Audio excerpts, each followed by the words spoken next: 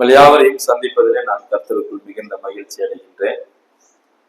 இன்றைக்கு உங்களோட தேவ வார்த்தையை பகிர்ந்து கொடுக்கும்படிக்கு ஆண்டவர் கொடுத்த இந்த சந்தர்ப்பத்திற்காக அவருக்கு நன்றி. அதுபோல சபையாராக இருக்கக்கூடிய நீங்கள் எனக்கு இந்த வாய்ப்பை கொடுத்து வருகிறீர்கள். எல்லா 5வது வாரத்திலும் உங்களோடு நான் கடந்து வந்து தேவ வார்த்தையை பகிர்ந்து கொடுப்பதற்கு நீங்களும் எனக்கு கொடுக்கிற வாய்ப்பிற்காக சபையினுடைய மூப்பர்கள், உதவிக்காரர்கள், ஊழியர், பொறுப்பாளர்கள் யாவருக்கும் என் அன்பான நன்றிகள். சபையின் சார்பில் எனக்கு அழைப்பு கொடுத்த அங்கு ஞானபால் அவர்களுக்கும் என் அன்பான நன்றி. இன்றைக்கு இந்த செய்தியுடைய ஆதாரத்திற்காக அப்போஸ்தலனாகிய பேதுரு எழுதின பொதுவான முதலாவது நிருபத்தை நாம் எடுத்துக்கொள்ளலாம். பேதுரு எழுதின பொதுவான முதலாவது நிருபம் 1வது அதிகாரம். சரியா? இப்ப வாசிக்க வேணாம், நான் அந்த பகுதியை சொல்லிடுறேன், நீங்க எடுத்து வச்சுக்கீங்க. வாசிக்க சொல்லும் போது நீங்கள் வாசிக்கலாம். 1 பேதுரு 2ஆம் அதிகாரம் 22 2ஆம் அதிகாரம் 2வது வசனம் வரைக்கும் இன்றைக்கு நாம் சிந்திக்க போகிறோம். எல்லா வசனத்தையும் உங்களோடு நான் விலைக்கு சொல்ல முடியாது. சில காரியங்களை சொல்லுகிறேன், மீத காரியங்களை நீங்கள் வீடுகளில் சென்று அந்த வசனத்தை நீங்கள் வாசிங்க. 1 பேதுரு 1ஆம் அதிகாரம் 22 2ஆம் அதிகாரம் 3வது வசனம் வரை, குறிப்பாக 22வது வசனத்திலிருந்து நாம் சிந்திக்க போவோம். சரி, என்னுடைய செய்தியினுடைய தலைப்பு என்ன அப்படின்றத நான் சொல்லிடுறேன். இந்த செய்தியினுடைய தலைப்பு என்ன அப்படின்னா, The characteristics of new love, புதிய அன்பினுடைய குணாதிசயம். சரியா? என் செய்தி உங்களுக்கு ஞாபகம் இருக்கு இல்லையோ, ஆனா தலைப்பையாவது என்ன செய்யுங்க, ஞாபகம் வச்சுக்க. சரியா? தலைப்பு என்ன? புதிய அன்பினுடைய குணாதிசயம், The characteristics of the new love. அப்ப நமக்கு ஒரு கேள்வி வருது, அது என்ன பிரதர் புதிய அன்பு? அவ பழைய அன்புன்னு ஒண்ணு இருக்கா அப்படின்ற ஒரு கேள்வி வருகிறது. சரி, இந்த புதிய அன்பு எவ்வாறு நமக்கு கிடைக்கிறது என்பதை சில பின்னணியின் அடிப்படையில் நாம் கற்றுக்கொள்ளலாம். பாருங்க, யார் ஒருவர் மறுபிறப்பு அடைந்திருக்கிறார்களோ அல்லது மறுபடி பிறந்திருக்கிறார்களோ, ரட்சிக்கப்பட்டிருக்கிறார்களோ, அவர்களிடம் இந்த புதிய அன்பு காணப்பட வேண்டும். சரியா? If the new love is not seen, then there is a problem. புதிய அன்பானது ஒவ்வொருவருடைய ரட்சிக்கப்பட்டவருடைய வாழ்வில் காணப்பட வேண்டும். அப்படி இல்லாவிட்டால் ஏதோ பிரச்சனை இருக்கிறது அப்படின்னு அர்த்தம். இதை பற்றி நாம் சிந்திக்கலாம். சரி, இந்த புத்தகத்தை நாம் புரிந்து கொள்வதற்கு சில பின்னணிகளை நாம் கற்றுக்கொள்ளலாம். இந்த புத்தகத்தினுடைய கருப்பொருள், 1 பேதுருடைய கருப்பொருள் என்ன அப்படின்னா, பாடுகள். அது எல்லாருக்கும் நமக்கு தெரியும். 1 பேதுரு 2ஆம் அதிகாரம் 21வது வசனத்துல பேதுரு சொல்றார், நீங்கள் இதற்காகவே என்ன செய்யப்பட்டிருக்கீங்க, அழைக்கப்பட்டும் இருக்கிறீர்கள். எதுக்கு? பாடுபடுவதற்காக. அப்புறம் உதாரணம் சொல்றாரு, இயேசு கிறிஸ்து கூட அவர் உங்களுக்காக பாடுபட்டார், எனவே நீங்களும் நானும் பாடுபட வேண்டும். அப்ப அந்த பாடுபடுவதற்கு தேவனுடைய கிருபை அவசியம், காட்ஸ் கிரேஸ். அப்ப இந்த புத்தகத்தினுடைய கருப்பொருள் பாடுகளும் கிருபையும். குறிப்பாக அந்த வசனத்தை பாத்தீங்கன்னா 1 பேதுரு 1 3வது வசனமும் 5ஆம் அதிகாரம் 12வது வசனத்திலும் இந்த புத்தகத்தினுடைய கருப்பொருள் இருக்கிறது. ரைட், இதுல எத்தனை அதிகாரங்கள் இருக்கு, யாராவது சொல்ல முடியுமா? எத்தனை அதிகாரங்கள்? 5. ரைட், 5 அதிகாரங்கள். 1, 2 இந்த 2 அதிகாரங்கள் காட்ஸ் கிரேஸ் அண்ட் சால்வேஷன், தேவனுடைய கிருபையும் ரட்சிப்பும் என்ற தலைப்பில் இந்த 2 அதிகாரங்களில் பேசப்படுகிறது. உதாரணமா நீங்க 1ஆம் அதிகாரத்தை பாத்தீங்கன்னா நமக்கு கிடைத்த ரட்சிப்பை பற்றி இங்கே சொல்லப்படுகிறது. வசனம் 4வது வசனத்தை கவனிச்சீங்கன்னா, அங்கே நமக்கு ஜீவனுள்ள நம்பிக்கை உண்டாகும்படி நம்மை மறுபடியும் ஜெனிப்பித்தார். 5வது வசனம் ரட்சிப்புக்கு ஏதுவாக விசுவாசத்தை கொண்டு. சோ ரட்சிப்பை பற்றி தான் இந்த முதல் அதிகாரம் பேசுகிறது. அப்ப 1, 2 போன்ற அதிகாரங்கள் தேவனுடைய கிருபையும் ரட்சிப்பும் என்ற தலைப்பில் பேசுகிறது. அதிகாரம் 2:11 3ஆம் அதிகாரத்துல பாத்தீங்கன்னா, தேவனுடைய கிருபையும் அர்ப்பணிப்பும் அல்லது கீழ்ப்படிதலும் என்ற தலைப்பில் பேசுகிறது. கடைசியாக 3, 4, 5 அதிகாரங்கள் தேவனுடைய கிருபையும் பாடுபடுதலும். சோ 3 காரியம். எல்லாத்துக்குமே தேவனுடைய கிருபை வேண்டும். அப்ப தேவனுடைய கிருபையும் ரட்சிப்பும் அது 1-2 அதிகாரங்கள். தேவனுடைய கிருபையும் அர்ப்பணிப்பும் அது 2-3 அதிகாரங்கள். கடைசியா தேவனுடைய கிருபையும் பாடுகளும் அப்படின்னு சொல்றார். Right, okay. அந்த வசனத்தை இப்ப நம்ம வாசிக்கலாம். 1 பேதுரு 2ஆம் அதிகாரம் 22வது வசனத்தை வாசிங்க. சாரி, 1 பேதுரு 1:21வது வசனம்.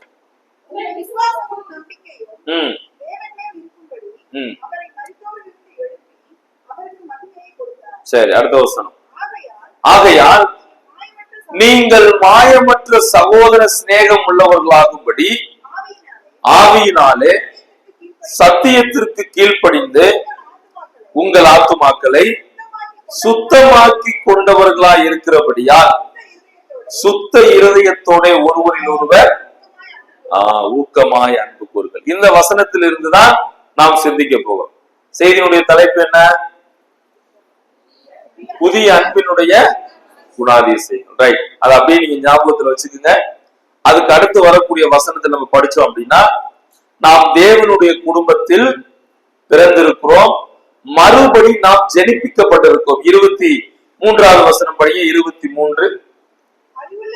அழிவுள்ள வித்தினாலே அல்ல, என்றென்றைக்கும் நிற்கிறதும் ஜீவன் உள்ளதுமான தேவ வசனமாகிய அழிவில்லாத வித்தினாலே மறுபடியும் ஜெனிப்பிக்கப்பட்டீர்கள். நாம் தேவனுடைய குடும்பத்தில் புதிதாக பிறந்திருக்கிறோம், நாம் மறுபடி பிறந்திருக்கிறோம். இன்னொரு வார்த்தையில நீங்களும் நானும் ரட்சிக்கப்பட்டிருக்கிறோம். நாம் ரட்சிக்கப்பட்டவர்கள். இங்கே சொல்றாரு பாருங்க, நாம் எவ்வாறு மறுபடி ஜெனிப்பிக்கப்பட்டிருக்கிறோம்? It is through God's word. தேவனுடைய வார்த்தையினாலே நாம் மறுபடியும் ஜெனிப்பிக்கப்பட்டிருக்கிறோம். இதே பகுதியில் அவர் சொல்றாரு, நாம் தேவனுடைய குடும்பத்தில் பிள்ளைகளாக இருக்கிறோம். We are children in the same family. 2வது காரியம் சொல்லும் போது, தேவனுடைய அந்த ஆலயத்தில் நாம் ஜீவ கற்களாகவும் ஆசாரியர்களாகவும் அவருடைய அந்த குடிமதிப்பை பெற்றவர்களா சிட்டிசன்ஷிப்பாகவும் நம்ம இருக்கோம். இப்ப நம்ம வாசித்த 23வது வசனத்துல நீங்களும் நானும் மறுபடியும் ஜெனிப்பிக்கப்பட்டிருக்கிறோம். எவ்வாறு நாம் மறுபடி ஜெனிப்பிக்கப்பட்டிருக்கிறோம்? With the இம்பெரிசபிள் word. தேவனுடைய அழிவில்லாத என்றென்றைக்கும் நிற்கக்கூடிய ஜீவனுள்ள தேவ வசனமாகிய அழிவில்லாத வித்தினாலே நாம் ஜெனிப்பிக்கப்பட்டோம். அப்ப நீங்களும் நானும் மறுபடி பிறந்தவர்கள், மறுபடி பிறந்திருக்கிறோம். மறுபிறப்பு என்பது என்ன? மறுபடி பிறத்தல் என்றால் ஆண்டவராகிய இயேசு கிறிஸ்துவை விசுவாசிப்பதன் மூலம் தேவனுடைய குடும்பத்தில் பிறப்பதே, புதிதாக பிறப்பதே அந்த புதிய பிறப்பு. இப்ப நீங்களும் நானும் சரீர பிரகாரமான நிலையில பிசிக்கல் பர்த்ல நம்ம பிறகுறோம். அதே போல ஆவிக்குரிய பிறப்பு தான் 2வது பிறப்புன்னு அர்த்தம். அது மறுபடி பிறத்தல். எவ்வாறு? ஆவியானவராலும் தேவனுடைய வார்த்தையினால். அதுக்கு நல்ல ஒரு உதாரணம் யோவான் 3ஆம் அதிகாரத்துல நிக்கோதேமு என்பவர் இயேசுவிடத்துல வர்றார். அப்ப ஆண்டவர் சொல்றாரு, நீ மறுபடி பிறக்க வேண்டும். ஆண்டவர் சொல்றாரு, அவன் கேட்கிறார், எவ்வாறு மறுபடி பிறக்க வேண்டும்? ஜலத்தினாலும் ஆவியினாலும் பிறக்க வேண்டும். அப்ப தேவனுடைய வார்த்தையினாலும் பரிசுத்த ஆவியானவராலும் என்ன செய்ய வேண்டும்? பிறக்க வேண்டும். இப்ப கவனிங்க, மறுபடி பிறந்தவர்கள், the new birth should show in a result of new love. மறுபடி பிறந்தவர்கள், மறுபிறப்படைந்தவர்கள் இந்த புதிய அன்பை அவர்கள் காண்பிப்பார்கள். புதிய அன்புனா என்ன நம்ம பின்னாடி போக தெரிஞ்சுக்கலாம். அப்ப மறுபடி பிறந்தவர்கள், இன்னொரு வார்த்தையில புதிதாய் பிறந்தவர்கள் புதிய அன்பை வெளிப்படுத்துவார்கள். இன்றைக்கு இந்த உலகத்துல பாத்தீங்கன்னா அந்த வார்த்தை தவறாக கையாளப்படுகிறது. இப்ப யார்கிட்டயாவது இந்த கேள்வி கேட்டேன்னா, வாட் டு யூ லவ்? நீங்க என்ன நேசிக்கிறீங்க? எதை அன்பு கூறுறீங்க? ஐ லவ் பிரியாணி சொல்றோமா இல்லையா?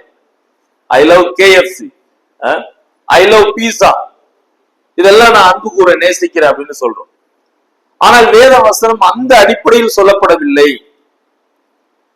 அப்ப புதிதாய் பிறந்தவர்கள் புதிய அன்பை அவர்கள் காண்பிக்க வேண்டும். இதே பகுதியில 1-2 போன்ற வசனங்கள் வாசிக்க வேண்டாம், நீங்கள் அந்த கவனிச்சா போதும். 1-2 போன்ற வசனங்கள்ல இந்த விசுவாசிகளுடைய சூழ்நிலையை பாருங்க. People live in different situations. they were scattered.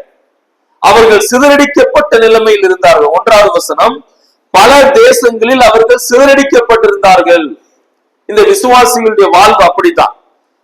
பொந்து, கலாத்தியா, கப்பதோக்கியா, ஆசியா, பித்தினியா தேசங்களில் சிதறி இருக்கிறவர்களுக்கு இது எழுதப்பட்டது. எவ்வாறு சிதறடிக்கப்பட்டார்கள், ஏன் சிதறடிக்கப்பட்டார்கள்? அது அப்போஸ்தலர் 8ஆம் அதிகாரம் 3வது வசனத்துல அந்த பதில் இருக்கு. என்ன பதில்? ஸ்தேவானுடைய மரணத்தின் நிமித்தம் ஜனங்கள் யாவரும் சிதறடிக்கப்பட்டு அவர்கள் தேவ வசனத்தை எங்கெல்லாம் சென்றார்களோ அங்கே தேவ வசனத்தை பிரசங்கித்தார்கள். அப்ப கிறிஸ்தவ வாழ்வு ஒரு சிதறடிக்கப்பட்ட வாழ்வாக இந்த விசுவாசிகள் வாழ்ந்தார்கள். அடுத்து இவங்களுக்கு என்ன பேரிட்டு அழைக்கிறார் பாருங்க இந்த விசுவாசிகள். they were strangers and pilgrims. தமிழ்ல அவர்கள் தெரிந்து கொள்ளப்பட்ட பரதேசிகள் அப்படின்னு சொல்ற. இதுதான் இவருடைய நிலை. இந்த விசுவாசிகள் அவர்கள் பாடுபட்டார்கள், கஷ்டப்பட்டார்கள், சிதறடிக்கப்பட்டார்கள். இந்த உலகத்திற்கு சொந்தக்காரர்களாக வாழல, அவங்க பரதேசிகளா, அந்நியர்களா இந்த உலகத்திற்கு அவர்கள் அப்பாற்பட்டு வாழ்ந்தவர்களாக இருந்தாங்க. இப்படிப்பட்ட சூழ்நிலையில இருக்கிறவர்களுக்கு இந்த பாடுகள் வரும்போது அவங்க என்ன நினைச்சாங்க? தங்கள் விசுவாசத்தை விட்டு போய்விட வேண்டும் என்று நினைச்சாங்க. நல்லா எல்லாரும் நீங்க கவனிக்கணும். இந்த விசுவாசிகளுடைய நிலை, அவர்கள் மிகவும் உபத்திரவப்பட்டார்கள், பாடுபட்டார்கள், சிதறடிக்கப்பட்டாங்க. அவர்கள் அந்நியர்களாக, பரதேசிகளாக, இந்த உலகத்திற்கு சொந்தக்காரர்கள் இல்லாமல் அவர்கள் தேவனுக்காக, கிறிஸ்துவுக்காக வாழ்ந்ததுனால பிரச்சனைகள் வந்தது. அதனால அவங்க என்ன நினைச்சாங்க? தங்களுடைய விசுவாசத்தை விட்டுட்டு போயிடலாம் அப்படின்னு நினைச்சாங்க. அப்படிப்பட்ட சூழ்நிலையில் தான் பேதுரு இந்த நிருபத்தை எழுதுறார். எப்படி எழுதுறாரு? உங்களுக்கு ஒருவேளை பிரச்சனைகள் இருந்தாலும், above all in such a situation they should grow together, they should encourage together. இப்படிப்பட்ட சூழ்நிலைகளுக்கு நடுவில் விசுவாசிகளாக இருக்கக்கூடிய நீங்கள் எப்படி இருக்கணும்? ஒருவரில் ஒருவர் அன்போடு இருக்க வேண்டும். உங்களுடைய சூழ்நிலை வித்தியாசமானது. நீங்கள் பாடுகளை அனுபவிக்கிறீர்கள், நீங்கள் பிரச்சனைகளுக்குள்ளாக செல்லுகிறீர்கள். அப்படி இருக்கக்கூடிய உங்களுக்கு நீங்கள் ஒருவரில் ஒருவர் அன்பு கூறுவது உங்களுக்கு ஆறுதலை கொண்டு வரும் அப்படின்னு சொல்ற. சரி, அப்ப இப்படிப்பட்ட ஒரு பின்னணியில் தான் இந்த பகுதி இங்க வருது. So new birth demands new love. புதிதாக பிறந்தவர்கள் அல்லது மறுபிறப்பு அடைந்தவர்கள் இந்த புதிய அன்பை காண்பிக்க வேண்டும். இந்த புதிய அன்பு என்பது இட் வில் நாட் கம் ஆட்டோமேட்டிக்கல். நமக்கு இயற்கையாகவே இது வரவில்லை. மாறாக என்ன செய்யணும்? இதற்காக நாம் உழைக்க வேண்டும், இதற்கு நாம் வேலை செய்ய வேண்டும். we have to work for it. நாம் எவ்வளவோ காரியங்களுக்காக வேலை செய்கிறோம், பிரயாசப்படுகிறோம். நான் என்னுடைய இலக்கை அடைய வேண்டும், நான் இதை சம்பாதிக்க வேண்டும், இப்படி செய்ய வேண்டும் என்று சொல்லி நாம் வேலை செய்கிறோம், ஒர்க் பண்றோம். அதுபோல இந்த புதிய அன்பு எனக்கு தேவை, நான் இந்த புதிய அன்பை காண்பிக்க வேண்டும் என்று சொல்லி நாம் அதற்காக பிரயாசப்பட வேண்டும். சரியா? ரைட். இப்ப நம்ம இந்த புதிய அன்பினுடைய குணாதிசயங்களுக்கு வரலாம். பேதுரு இந்த புதிய அன்பினுடைய குணாதிசயமாக முதலாவது என்ன சொல்றாரு அப்படின்னா, வாசிக்கலாம் அந்த வசனத்தை மறுபடியும் வாசிப்போம். 1 பேதுரு 1:22. அதுக்கு முன்னாடி தூங்குறவங்க எல்லாம் எல்லாரும் முடிச்சிருங்க. சரியா? யார் யார் தூங்குறீங்கன்னு எனக்கு தெரியுது. அப்புறம் நான் பேர் சொல்லிடுவேன், எல்லாரும் நீங்க அலாட்டா கவனமா இருக்கணும். சரியா? கவனிக்கிறீங்களா? கவனிக்கிறீங்களா? நீங்க எப்பயோ சோர்ந்து போயிட்டீங்க, இப்பதான் நான் செய்தி ஆரம்பிக்கிறேன். சரியா? ரைட். ஓகே. புதிய அன்பினுடைய முதல் குணம் வசனம் 22வது வசனம் வாசிங்க. ஆகையால் நீங்கள் மாயமற்ற சகோதர சிநேகம் உள்ளவர்களாகும்படி போதும். இங்கே பேதுரு இந்த புதிய அன்பின் குணாதிசயம் என்ன என்று சொல்லும் போது it is a familial love. புதிய அன்பினுடைய முதல் குணம் என்ன? It is a familial love. குடும்ப அன்பை அவர் பேசுகிறார். புதிய அன்பினுடைய முதல் குணம் எப்படிப்பட்டதா இருக்கணும் சொல்லுங்க? குடும்ப அன்பாக இருக்கும். குடும்ப அன்பு, இதுதான் முதல் பாயிண்ட். இந்த குடும்ப அன்பு என்பது என்ன? believers should love like a family. சபை என்பது குடும்பம் என்று அழைக்கப்படுகிறது. அப்ப சபையாக இருக்கக்கூடிய இந்த குடும்பம் ஒருவரை ஒருவர், அதாவது ஒரு குடும்பத்தை, ஒரு குடும்பத்துல எவ்வாறு நாம் நேசிக்கிறோம். நமது சகோதரர்கள் இருக்கிறார், குடும்பத்துல சகோதரிகள் இருக்கிறார், மாமா, மச்சான், அத்தை, அக்கா எல்லாருமே இருக்கிறார். அப்ப நம்ம குடும்பத்தில் உள்ள உறவுகளை நாம் எவ்வாறு நேசிக்கிறோமோ அதுபோல சபையில் உள்ளவர்களை நேசிக்க வேண்டும். அதனாலதான் பேதுரு சொல்றாரு, இது ஃபேமிலி எல்லாம். The characteristics of a new love is known as the family எல்லாம். அது குடும்ப அன்பாக இருக்க வேண்டும். எவ்வாறு என்னுடைய குடும்பத்தில், இப்ப நம்ம ஒரு உரிமையா சொல்லுவோம், அவர் எங்க மச்சான், அவர் எங்க மாமா, எங்க அத்தை, எங்க அண்ணன், எங்க அக்கா, எங்க தங்கச்சி சொல்றோமா இல்லையா? மற்றவர்களை விட அவங்களுக்கு ரொம்ப கேர் கொடுப்போம். ஏன்னா என்னோட உடன் பிறந்தவர். இப்ப என்னுடைய தம்பிக்கு ஏதாவது ஒண்ணு ஆயிடுச்சு, அல்லது எங்க அக்காவுக்கு ஏதாவது ஒண்ணு ஆயிடுச்சு, நான் சும்மா இருப்பேனா?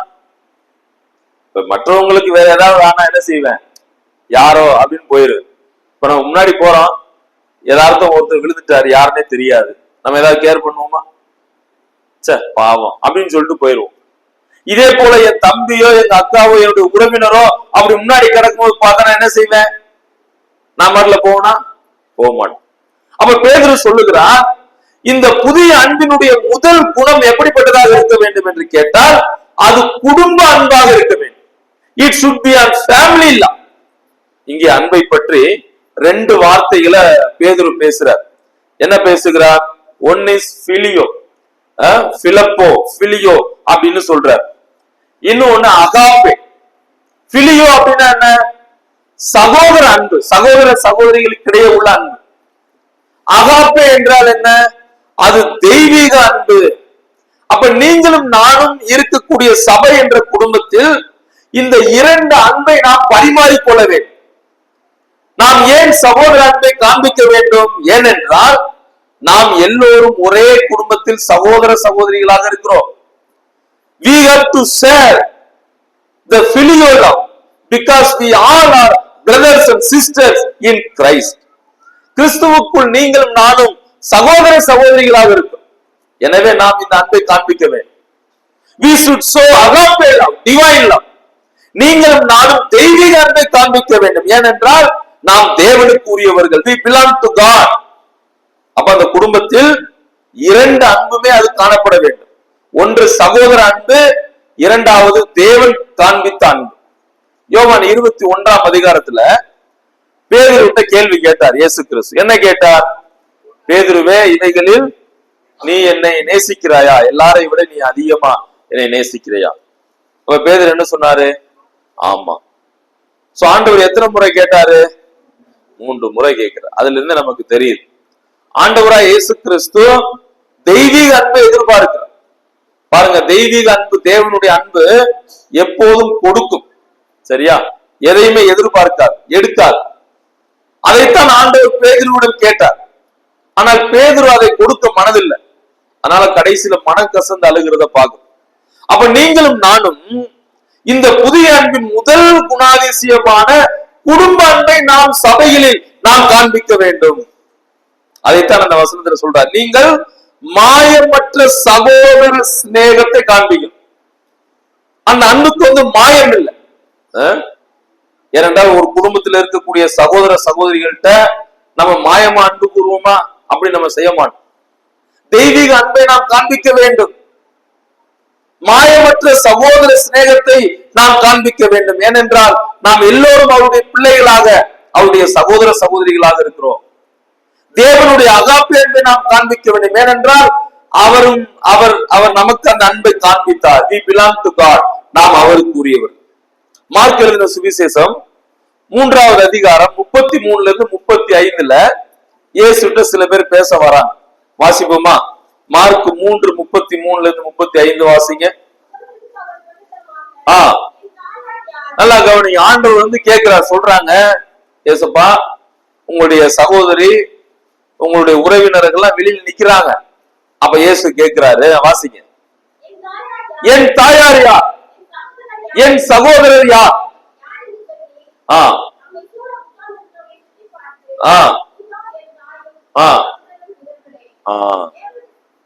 வாசிருங்க. தேவனுக்கு போதும். அப்ப தேவனுடைய சித்தத்தின்படி செய்கிறவர்கள் எவர்களோ அவர்களே என் சகோதரர்கள், அவரே என் குடும்பம் அப்படின்னு சொல்ற.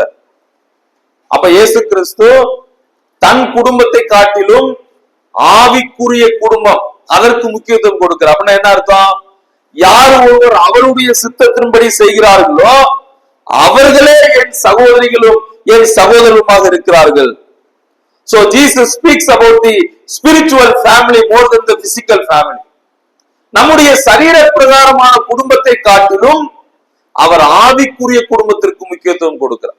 சபை என்பது ஆவிக்குரிய குடும்பம். அந்த சபையில் இருக்கக்கூடிய நீங்களும் நானும் சகோதர அன்பையும் தேவனுடைய அன்பையும் நாம் பகிர்ந்து கொள்ள வேண்டும். ஒரு குடும்பத்தில் எவ்வாறு ஒருவரை ஒருவர் நேசிக்கிறோமோ அதுபோல சபையிலும் நேசிக்கப்பட வேண்டும். அதைத்தான் பேதுரு இங்கே பேசுகிறார். சோ அப்ப இந்த அன்பினுடைய முதல் குணம், புதிய அன்பு என்பது ஒரு குடும்ப அன்பாக இருக்க வேண்டும். குடும்ப அன்பை காண்பிக்கக்கூடியதாக இருக்க வேண்டும். 1 தீமோத்தேயு 5ஆம் அதிகாரத்துல 1-2 போன்ற வசனங்களில் சபை எவ்வாறு செயல்பட வேண்டும், how the church should function. Church should function like family. ஒரு சபை குடும்பத்தை போல நடத்தப்பட வேண்டும். பாருங்க, சபையில யார் யார் இருக்காங்க? ஊழியர் இருக்காங்க, மூப்பர்கள் இருக்காங்க, உதவிக்காரர்கள் இருக்காங்க, விசுவாசிகள் இருக்காங்க. அப்ப சபையில இருக்கக்கூடிய எல்லோருமே மூத்தவர்கள், கண்காணிகள், மூப்பர்கள், சகோதர சகோதரிகள், இவர்கள் எல்லாரும் குடும்பத்தை போல நடத்தப்பட வேண்டும். அதனாலதான் பேதுருவே ரொம்ப அருமையா சொல்றாரு. இதே பேதுரு 5ஆம் அதிகாரத்துல சொல்றாரு பாருங்க. 1 பேதுரு 5ஆம் அதிகாரம் 1-2 பாருங்க. உங்களில் வாசிங்க. உங்களில் உள்ள மூப்பருக்கு உடன் மூப்பனும்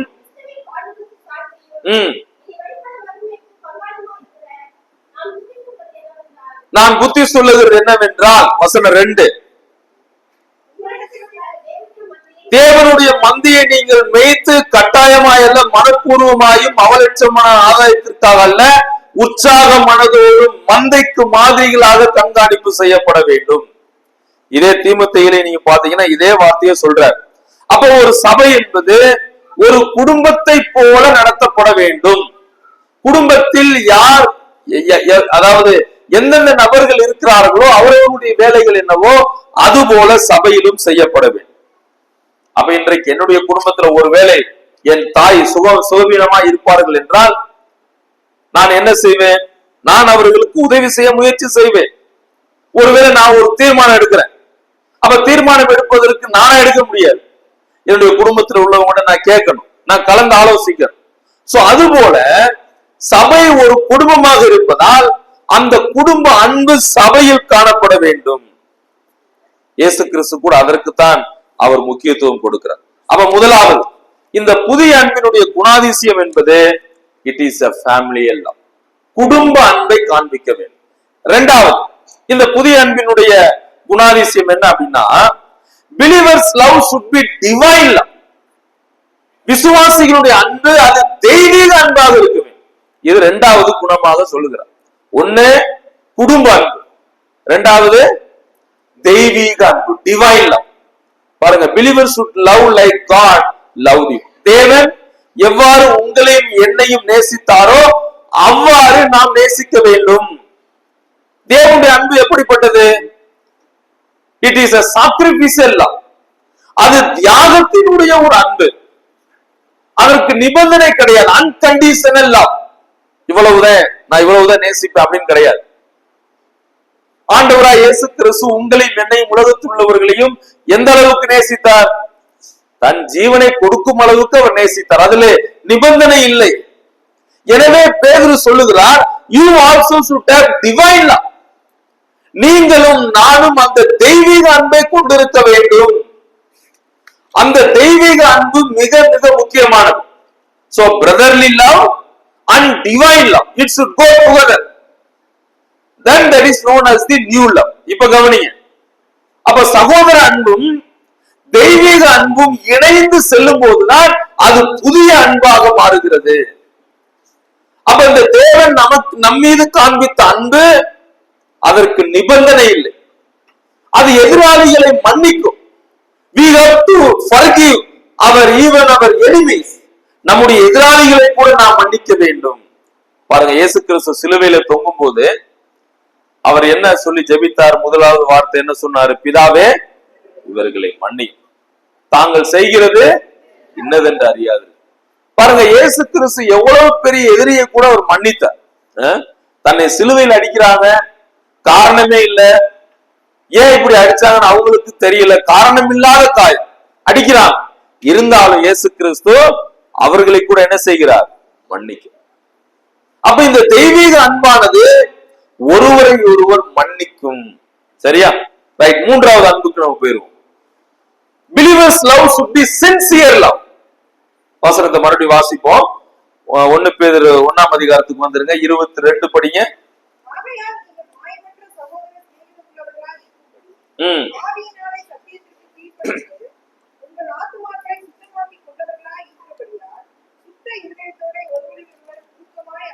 போதும். புதிய அன்பினுடைய குணாதிசயம் என்ன? 1, அது குடும்ப அன்பை போல இருக்கும். 2வது, அது தெய்வீக அன்பாக இருக்க வேண்டும். தெய்வீக அன்பு. தேவன் எவ்வாறு எதிராளியை மன்னித்தாரோ, அவர் எவ்வாறு தியாகத்தோடு செய்தாரோ, நிபந்தனை இல்லாமல் இருந்ததோ, அது போல நீங்களும் நானும் அந்த அன்பை காண்பிக்க வேண்டும். 3வது, நமது அன்பு எப்படி இருக்கணும் அப்படின்னா மாய்மாலம் இல்லாம இருக்கணும். அத ரொம்ப ரொம்ப தெளிவா சொல்றாரு இங்க பேதுரு சொல்லும் போது. அந்த வசனத்தை பாருங்க. நீங்கள் மாயமற்ற. சரியா? So believers love should be sincere love without hypocrisy. விசுவாசிகளுடைய அன்பு, புதிய அன்பு எப்படி இருக்கணும்? மாய்மாலம் இல்லாமல் இருக்கணும். சின்சியரா இருக்கும். பாருங்க, இந்த சின்சியர் அப்படின்ற வார்த்தை எல்லாருமே கேள்விப்பட்டிருப்பீங்க. நம்ம பிள்ளைங்களை கூட சொல்ல, பரவாயில்லையே ரொம்ப சின்சியரா படிக்கிறிய அப்படின்னு சொல்லுவோம். சின்சியர், ஆர்வம் அப்படின்னு சொல்லலாம். அல்லது ஒரு ஊக்கம், கபடம் இல்லாம அப்படின்னு சொல்லலாம். இந்த வார்த்தையை பாத்தீங்கன்னா சின்சியர் அப்படின்ற வார்த்தை லத்தீன் வார்த்தையிலிருந்து வந்தது. அது என்ன? சின்சிரா அப்படின்னு பேர். சின்சிரா என்ற வார்த்தையிலிருந்து சின்சியர் அப்படின்னு வருது. சரி, இந்த வார்த்தையை எவ்வாறு புரிந்து கொள்வாங்க அப்படின்னா, அந்த நாட்கள்ல மண்பானை எல்லாருமே நீங்க பார்த்திருப்பீங்க. எத்தனை பேர் வீட்டுல மண்பானை வச்சிருக்கீங்க? இருக்கா? இந்த மண்பானை விற்கும் போது என்ன செய்வாங்கன்னா, இந்த மண்பானையில கிராக் விழுந்துரும். சரியா? ரொம்ப அதிகமா வெயில் போடும் போது கிராக் விழும், ஓட்டை. அது மக்களுக்கு தெரியாது. அப்ப தெரியாத அளவுக்கு என்ன செய்வாங்கன்னா, மெழுகு இருக்குல்ல, மெழுகு, அதை வேக்ஸ் அப்படின்னு சொல்லுவோம். அந்த மெழுகு என்ன செய்வாங்கன்னா, அந்த கிராக்ல அப்படியே தடவி பாலிஷ் பண்ணிடுவாங்க. அப்ப அந்த மண்பானையை பார்க்கும் போது அதுல இருக்கக்கூடிய அந்த ஹோல் நமக்கு தெரியாது. அந்த கிராக் என்ன செய்யாது? தெரியாது. ஆனா அதை உண்மையிலேயே வாங்க வரவங்க என்ன செய்வாங்கன்னா, இந்த சூரிய ஒளி இருக்கு பாருங்க, வெயில் இப்ப பயங்கரமா வெயில் அடிக்குது. அந்த சூரிய ஒளிக்கு நேரம் அந்த மண்பானைய அப்படி காட்டுவாங்க, அப்படி சுத்தி பார்ப்பாங்க. அப்படி பார்க்கும் போது என்ன ஆகும் தெரியுமா? உண்மையிலேயே அது கிராக்கா இருந்துச்சுன்னா அந்த வெயிலுக்கு அந்த மெழுகு என்ன செஞ்சிடும்? உருகி வந்துடும். அப்ப அது உண்மையா பொய்யா அப்படின்றத என்ன செஞ்சிருவாங்க? கண்டுபிடிச்சிருவாங்க. அப்ப எவ்வாறு ஒருவர் அந்த மண்பானை எடுத்து இட் இஸ் சின்சிரா அப்படின்னு சொல்றாரு அப்படின்னா என்ன அர்த்தம்? இதுல கள்ளங்கபடம் இல்ல, இட் இஸ் ஜெனியூன், இது உண்மையானது, போலி இல்ல, இட் இஸ் சின்சியர் அப்படின்னு சொல்லுவாங்க. அதுபோல நமது வாழ்வு, நமது அன்பு கள்ளம் கபடம் இல்லாமல் இருக்கும். அதைத்தான் பேதுரு இங்க பயன்படுத்துக. அவர் love should be sincere love, that means without mixing. எந்த விதமான கலப்படமோ மாயம் இல்லாமல் நமது அன்பு இருக்க வேண்டும். அவர் love should be sincere and honest.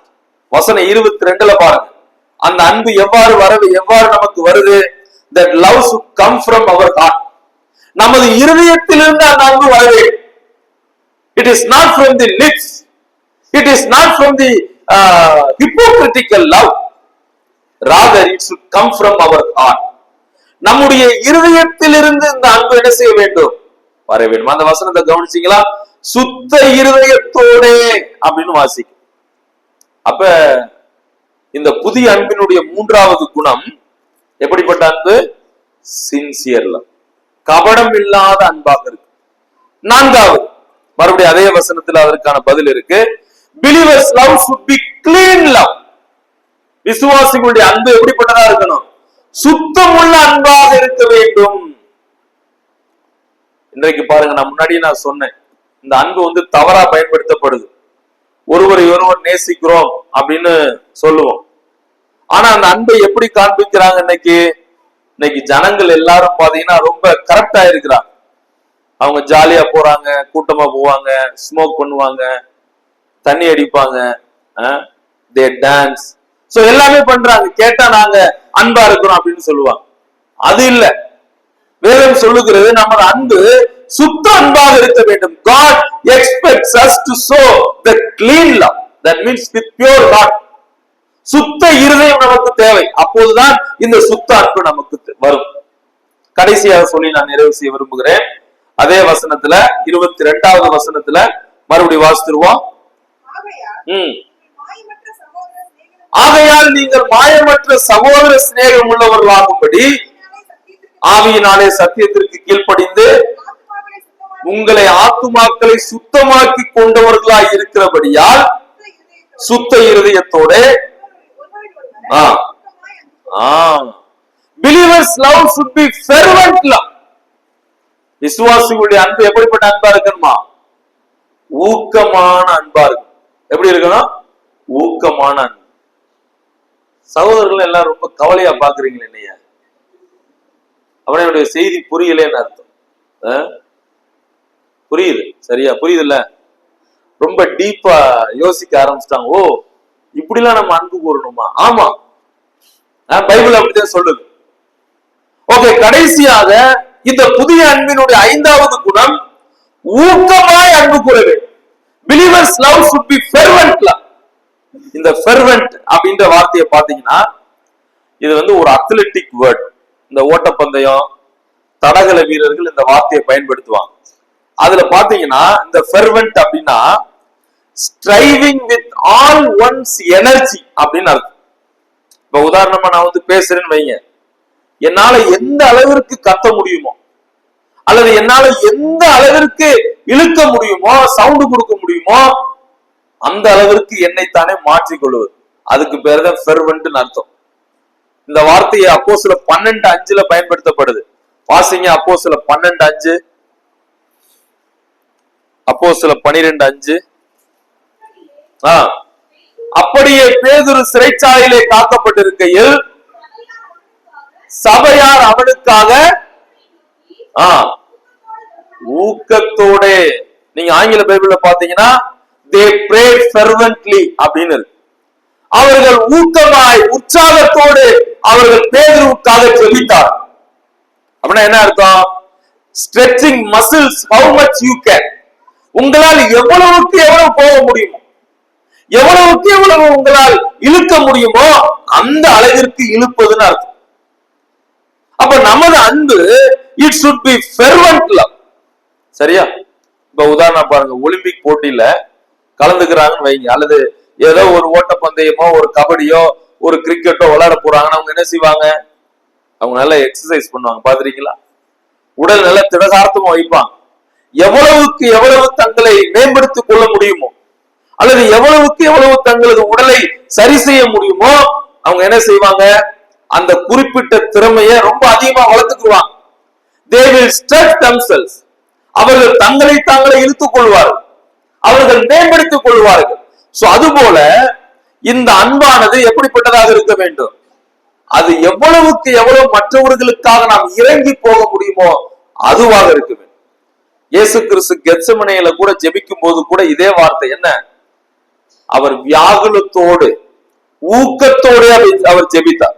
So that is called fervent prayer. அப்போ நம்முடைய அன்பு ஊக்கமான ஒரு அன்பாக இருக்க வேண்டும். So if we are born of God, then we must show the new love. நீங்களும் நான் உண்மையிலேயே மறுபிறப்பு அடைந்தோம் ஆனால், அல்லது மறுபிறப்பு அடைந்தவர்கள் என்றால், புதிய பிறப்பை அடைந்தவர்கள் என்றால், ரட்சிக்கப்பட்டவர்கள் என்றால், நிச்சயமாக இந்த புதிய அன்பை நீங்களும் நானும் என்ன செய்ய வேண்டும்? காண்பிக்க வேண்டும். இந்த ஃபெர்வென்ட் அப்படின்ற வார்த்தை ரொம்ப நல்ல வார்த்தை. இடைவிடாமல் அப்படின்னு சொல்லலாம். உற்சாகத்தோடு, ஒரே மனதோடு, எவ்வளவுக்கு எவ்வளவு இழுக்க முடியுமோ உற்சாகமாய் ஊக்கமாய் ஜெபித்தார்கள் அப்படின்ற வார்த்தை. அப்போஸ்தலர் 2ஆம் அதிகாரத்துல கூட இந்த வார்த்தை இருக்கு. அப்போஸ்தலர் 2ஆம் அதிகாரம் 42வது வசனத்தை யாராவது வாசிங்க, எல்லாருக்கும் தெரிந்த வசனம் தான். அவர்கள் அப்போஸ்தலரின் உபதேசத்திலும் அந்நியுன்யத்திலும் அப்பம் பிட்குதலிலும் ஜெபம் பண்ணுதலிலும் உறுதியாய் தரித்திருந்தார்கள். சரி, என்னுடைய செய்தியை நான் நிறைவு செய்ய விரும்புகிறேன். அப்ப இந்த புதிய அன்பினுடைய குணாதிசயங்களை நம்ம படிச்சுட்டு வரோம். இந்த புதிய அன்பு எவ்வாறு வருகிறது? ஒரு மனிதர் மறுபிறப்பு அடையும் போது புதிய மனிதராக ஆகிறார், தேவனுடைய குடும்பத்தில் இணைகிறார். அவர்தான் இந்த புதிய அன்பை காண்பிக்கிறது. அப்ப நீங்களும் நானும் அந்த புதிய அன்புக்கு சொந்தக்காரர்கள். பேதுரு அதைத்தான் இங்கே விரும்புகிறார். எப்படி? இந்த புதிய அன்பானது ஒரு குடும்ப அன்பை போல இருக்கும். ஒரு குடும்பத்துல எவ்வாறு சகோதர சகோதரிகளை நாம் நேசிக்கிறோமோ, தீர்மானம் எடுக்கிறோமோ, அன்பு கூறுகிறோமோ, அதுபோல நாம் ஒருவருக்கு ஒருவர் குடும்ப அன்பை காண்பிக்கணும். இப்ப ஒருத்தருக்கு முடியல, ஒரு தீர்மானம் எடுக்கிற என்ன செய்வோம்? எல்லாரும் இணைந்து பேசி நம்முடைய குடும்பத்துல செய்கிறது மாதிரி நமது சபையில் இருக்கக்கூடிய எல்லாரும் இந்த குடும்ப அன்பை நாம் காண்பிக்க வேண்டும். ஒருவரை ஒருவர் வெறுப்போடோ அல்லது வெறுப்புடன் பார்ப்பதோ, இவர் சொல்றத நம்ம என்ன கேட்கிறோம் அப்படி சொல்லக்கூடாது. நம்ம குடும்பத்துல அப்படி சொல்லுவோமா? இப்ப நான் ஒரு காரியம் சொல்றேன் அப்படின்னா என்னுடைய மகன் கேட்பாரா இல்லையா? கேட்பாரா இல்லையா? ஒருவேளை நான் ஒழுங்கா இல்ல அப்படின்னா என் மகன் கேட்க மாட்டார், அது வேற விஷயம். ஆமா, எங்க அப்பாவே பயங்கரமா, அவர் என்ன இப்படியா இருக்காரு அப்படின்னு கேட்பாங்க. அப்ப எவ்வாறு ஒரு குடும்பத்தில் ஒருவரை ஒருவர் கரிசனை காண்பிக்கிறோம், ஒருவருக்கு ஒருவர் நாம் இணக்கமோடு வாழ்கிறோம், அதுபோல குடும்ப அன்பை நாம் காண்பிக்க வேண்டும். இரண்டாவது, இந்த புதிய அன்பினுடைய குணம் என்னன்னா, it should be divine love. தெய்வீக அன்பாக இருக்கணும். தெய்வீக அன்பு என்பது என்ன? தேவனுடைய அன்பு எதிராளிகளை மன்னித்தது. அந்த அன்புக்கு நிபந்தனை இல்லை, அது ஒரு பலி செலுத்தக்கூடிய தியாகத்தினுடைய அன்பு. அந்த அன்பை நீங்களும் நானும் மற்றவர்களுக்கு காண்பிக்கணும். அப்படின்னா என்ன? we have to willing to forgive others. நாம் மற்றவர்களை மன்னிக்க கூட நாம் கடனாளிகளாக இருக்கிறோம். தேவன் அதைத்தான் அவர் எதிர்பார்க்கிறார். மூன்றாவது பாருங்கள், விசுவாசிகளுடைய அன்பு it should be sincere love. மாய்மாலம் இல்லாத அன்பாக இருக்க வேண்டும். இந்த ஸ்டோரியை நீங்க ஞாபகம் வச்சுக்கணும். எவ்வாறு அந்த மண்பானையில மெழுகு தடவப்பட்டிருக்கிறதா இல்லையா, இது மிக்சிங்கா வித்தவுட் மிக்சிங்கா அப்படின்னு கண்டுபிடிக்கிறாங்களோ, அதுபோல அவர் life and love should be sincere without mixing. கலங்கம் இல்லாத அல்லது மாய்மாலம் இல்லாத அன்பாக இருக்கும். இப்ப சகோதரர் இருக்கிறாரு, கை கொடுக்கிறேன் ஸ்தோத்திரம் பிரதர், அப்புறம் போட்டு அவர் கிடக்கிறாருங்க அப்படி சொல்லக்கூடாது. மாய்மாலம் இல்லாத அன்பை நான் காண்பிக்க அவர் லவ் should be sincere. இந்த மாய்மாலம் இல்லாத அன்பு நமது இருதயத்திலிருந்து வரணும், உதடுகளிலிருந்து வரக்கூடாது. நான்காவது, அதே வசனத்தின் அடிப்படையில் believers love should be clean love. விசுவாசியுடைய அன்பு சுத்தமான அன்பா இருக்கும். சுத்தமான அன்பு. கடைசியாக சிந்தித்தோம், it should be fervent love. எப்படிப்பட்ட அன்பாக இருக்க வேண்டும்? அது ஊக்கமான அன்பாக இருக்கும், உற்சாகம் ஊட்டக்கூடிய அன்பாக இருக்க வேண்டும். எவ்வாறு ஒரு விளையாட்டு வீரர் தன்னுடைய உடலை சீரமைக்கிறாரோ, எவ்வளவு அவரால் தன்னை மேம்படுத்திக் கொள்ள முடியுமோ அந்த அளவிற்கு நமது அன்பு ஊக்கத்தோடு உற்சாகத்தோடு ஒருவருக்கொருவர் அது காண்பிக்கப்பட வேண்டும். இதெல்லாம் எப்படி நமக்கு வருது? நாம் மறுபிறப்பு அடைந்த அனுபவம் இல்லாமல் நமக்கு வராது. அப்ப மறுபிறப்பு அடைந்தவர்கள் அல்லது புதிய பிறப்பு அடைந்தவர்கள் இந்த புதிய அன்பை காண்பிப்பார்கள். நீங்களும் நானும் இந்த புதிய அன்பை ஒருவருக்கொருவர் காண்பிக்க வேண்டும் என்று ஆண்டவர் விரும்புகிறார். சோ நமது அன்பு குடும்ப அன்பாக, தெய்வீக அன்பை காண்பிக்கக்கூடியதாக, சின்சியர் அன்பாக, சுத்தமான அன்பாக, ஊக்கமான அன்பாக இருக்க ஆண்டவர் நமக்கு உதவி செய்வாராக. பேதுரும் இந்த பகுதியில் அதைத்தான் சொல்லுகிறார். அந்த வசனத்தை கடைசியாக வாசித்து நான் நிறைவு செய்ய விரும்புகிறேன். மீதமுள்ள வசனங்கள் நீங்கள் வீடுகளில் சென்று நீங்கள் வாசிக்கலாம். ஆகையால் நீங்கள் மாயமற்ற சகோதர சிநேகம் உள்ளவர்களாகும்படி ஆவியினாலே சத்தியத்திற்கு கீழ்ப்படிந்து உங்கள் ஆத்துமாக்களை சுத்தமாக்கி கொண்டவர்களாய் இருக்கிறபடியால் சுத்த இருதயத்தோட ஒருவரில் ஒருவர் ஊக்கமாய் அன்பு கூறுங்கள். ஆண்டவர் நமக்கு உதவி செய்யட்டும். ஒருவருக்கு ஒருவர் அன்பு கூறுவோம். குடும்பமாக இருக்கக்கூடிய சபையில் தேவனுடைய அன்பையும் சகோதர அன்பையும் நாம் ஒருவருக்கு ஒருவர் காண்பித்து தேவ நாம மகிமைக்காக வாழ ஆண்டவர் நம்ம ஒரு உதவி செய்வாராக. தேவன் கொடுத்த இந்த வாய்ப்பிற்காக நன்றி. இந்த சபையார் யாவருக்கும் எனக்கு கொடுத்த வாய்ப்பிற்காக மீண்டுமாக என் அன்பான நன்றிகள். தேவ நாம மகிமைப்படட்டும். ஆமென்.